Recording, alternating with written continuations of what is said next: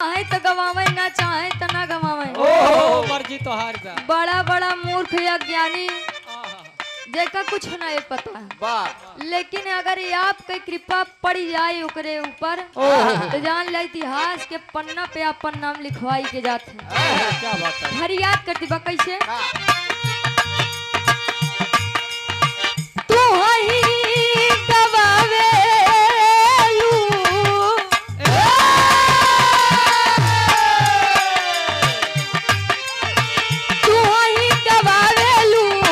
घुमावेलू है माई तू ही गवावे